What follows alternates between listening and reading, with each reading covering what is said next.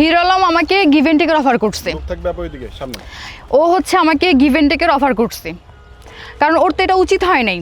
আমি যেহেতু ওর পুরনো নায়িকা, তো আমাকে কিভাবে হুট করে ফোন দিয়ে গিভ এন্ড টেকের অফার করে। সে বলে যদি তুমি আমার সাথে গিভ এন্ড টেক করতে রাজি হও তাহলে আমি তোমাকে নিয়ে কাজ করব, না হলে করব না। আমি তো তার সাথে কাজ করার জন্য নিজের তরফ থেকে যাই নাই। এটা কবে অফার করেছে? কবে? এটা কালকে রাতে। গতকালকে রাতে? হ্যাঁ। আচ্ছা, কি ধরনের অফার করেছে? সে আমাকে বলছে আমি তোমাকে আমার জুটি হিসেবে কাজ করব নিয়ে।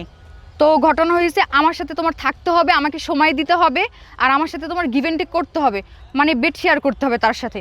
আমি বলছি ভাই আমি পারবো না। সে বলছে ওকে ঠিক আছে তাহলে বাদ। কেন ভাই, গিভ এন্ড টেক দিয়ে কেন কাজ করতে হবে তোমার সাথে আমার? কে বলেছে? নাম ধরে বলেন নাইলে। হিরো আলম বলছে। এটা তো আমি ফেসবুকে পোস্ট করছি যে হিরো আলম আমাকে গিভ এন্ড টেকের অফার দিছে। আচ্ছা, আপনি এর আগে আলমের সাথে কখনো কাজ করেছেন? অবশ্যই কাজ করছি। হিরো আলম যখন ইউটিউবে নতুন কাজ করে তখন ওর নায়িকা ছিলাম আমি। তো আমার সাথে ইউটিউবে কাজ করে হিরো আলম তারপর মুভি করছে, তারপর আজকে সে হিরো আলম। অনেকে তো বলছে হিরো আলমকে ব্যবহার করে অনেক মেয়েরা ভাইরাল হচ্ছে, বা তার নাম ব্যবহার করলে নাকি ভাইরাল হওয়া যায়। ভাই এটা হচ্ছে সম্পূর্ণ ভুল ধারণা। আমি হিরো আলমের নাম ভাইরাল করে কি ভাইরাল হব? সে কি এমন? সে কি আপনার ভালো কোনো কিছু দিয়ে ভাইরাল হয়েছে? সে ভাইরাল হয়েছে কি দিয়া?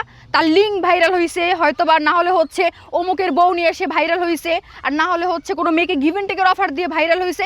এইগুলো করে সে ভাইরাল। সে ভালো কোনো কিছু করে ভাইরাল না। আচ্ছা, অমুকের বউ নিয়ে মানে আপনি যে কথাটা বললেন, হ্যাঁ। হিরো আলমের কয়টা বউ? আপনার জানা মতে? আমার জানা মতে হিরো আলমের 5টা বউ। আপনি কয়টা বউর খোঁজ জানেন আপনি? আমি নুসরাত, তারপর হচ্ছে মিথিলা, রিয়ামণি, তারপর হচ্ছে ওর বাড়িতে যে একটা বউ ছিল, আমি এই কটা জানি। বাড়িতে কোনটা ছিল? সুমি কিনা আমি এত কিছু জানি না। আমি তো হিরো আলমরে নিয়ে পড়ে থাকি না। আপনি তো বললেন যে হিরো আলমের সাথে আপনি আগে কাজ করেছেন।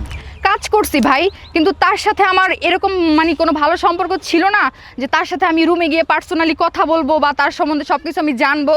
ওই টাইপের আমি না। যদি ওই টাইপেরই হতাম তাহলে তো মনে করেন আমি রিয়ামণির জায়গায় আমি থাকতাম।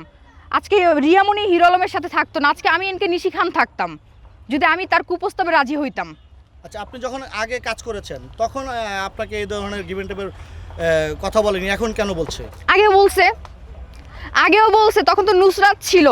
নুসরাত রানিং সাথে থাকাকালীন সে বলছে যে নুসরাত তো চলে যাবে, তুমি আমার সাথে জুটি হিসাবে কাজ করো আর আমি তোমাকে বিয়ে করব। তো ঘটনা হয়েছে আমাকে সে অফার দিয়েছে। আমি বলছি ভাই আমি এগুলো করে মিডিয়াতে কাজ করি না, আমি ফ্রেশ কাজ করি, যাই করি ভালো কাজ করি।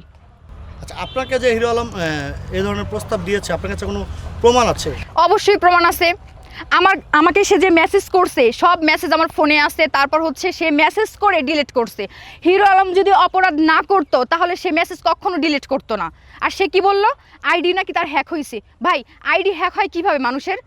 সে আজকে ভিডিওতে বলছে তার আইডি কয়েকদিন আগে হ্যাক হয়েছে। আইডি ফেরত পাইয়া দেখে যে মেয়েদেরকে বাজে বাজে মেসেজ করছে। তার সাথে তো আমার মেসেজ কালকে হয়েছে, ফোনে কথা কালকে হয়েছে, ফোন স্ক্রিনশট, তারপর তার ভয়েস সব কিছুই আমার কাছে আছে।